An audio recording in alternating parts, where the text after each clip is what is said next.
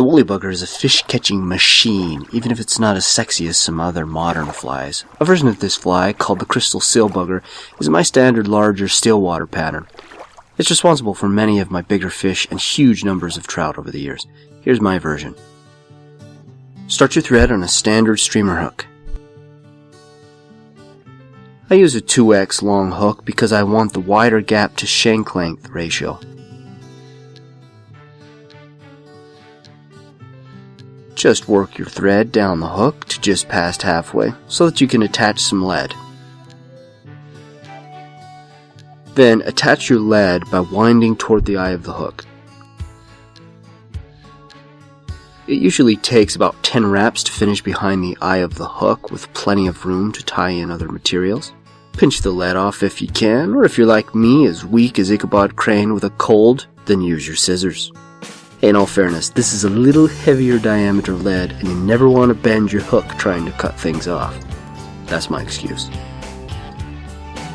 Push the lead together and then take a bunch of wraps around the lead until it's a little more secure.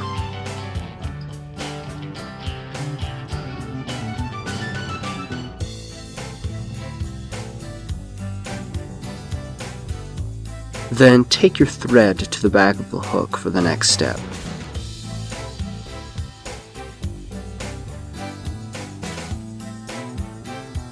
To make any silbugger style tail, take a piece of marabou and strip the fibers off of one side of the marabou plume.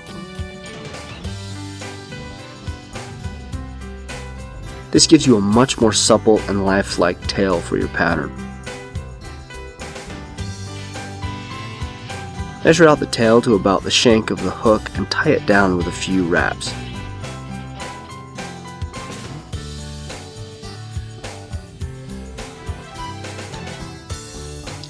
Then cut the marabou and take a few more wraps to give it that much more durability.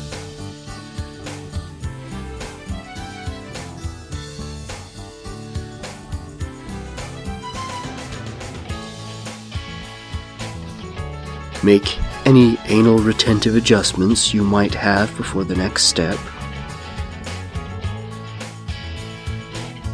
Grab 2 or 3 strands of flash of your choice and wrap them around your thread. Now take the strand on each side of the thread and lay it down so that there is a strand on either side. Then take a few wraps and cut the flash to just past the tail.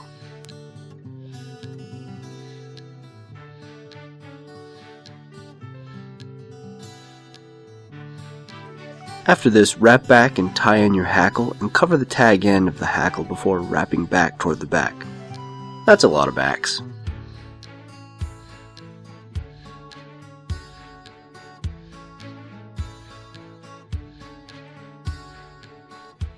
Now, form a dubbing loop in your hand and wrap over it with some thread wraps.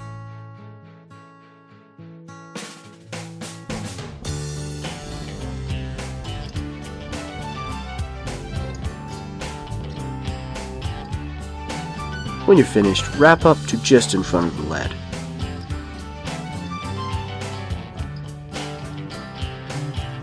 I now insert my dubbing loop tool and then insert the proper amount of dubbing, which I've already measured out and roughly formed into a line of dubbing.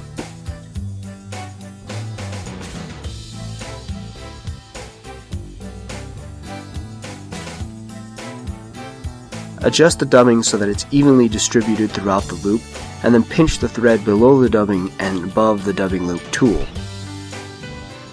Twist the dubbing loop tool about 5 to 8 times and release your pinch while continuing to twist your dubbing loop tool.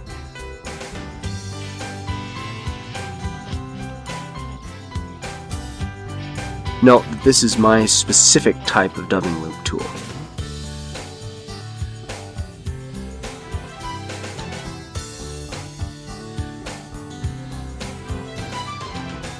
Once the top of the loop is where you want it, wrap it forward while pausing from time to time to tighten the thread by twisting the dubbing loop tool. As you wind the dubbing loop toward the front, pull the dubbing out of the way so that all of the dubbing is shooting out the back. I should note that I mix dubbings to get just the right color and texture, which you could easily do as well. Do it by hand or use a coffee grinder.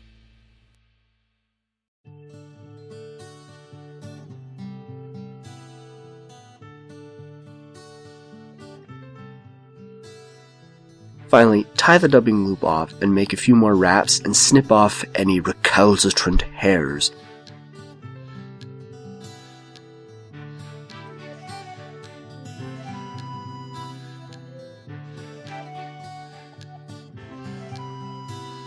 Now brush out the fly thoroughly.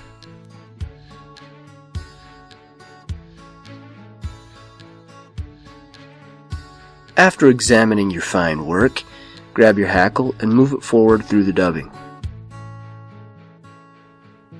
You don't really need hackle, but I like how it helps my flies to hover a bit more, adds a bit more bulk when stripping the fly, and adds a bit more to the color scheme as well.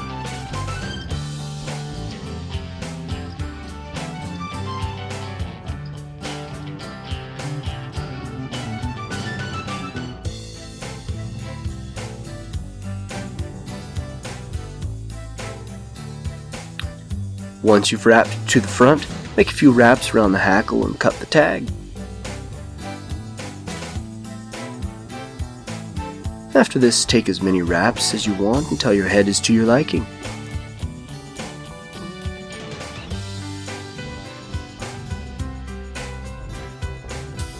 Make sure to pull back all of the hackle while doing this.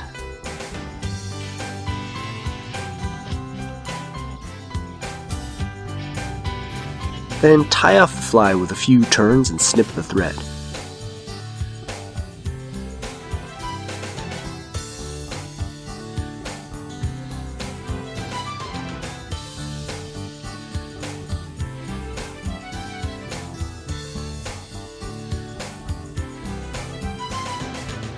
Brush out the fly as if you were grooming a large Malamute, and don't neglect any part of the fly.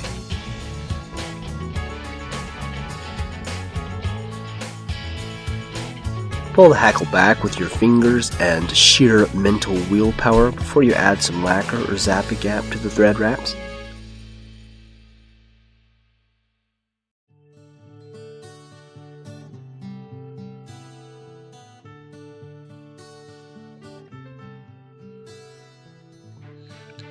This is the finished fly in all its glory, a little more involved version of the woolly booger, which has some nice suspending qualities in the water. Give it a try. We hope this pattern helps you when you're tying and fishing, and would love to connect with you, so feel free to subscribe here if you want more videos for tying, fishing, etc.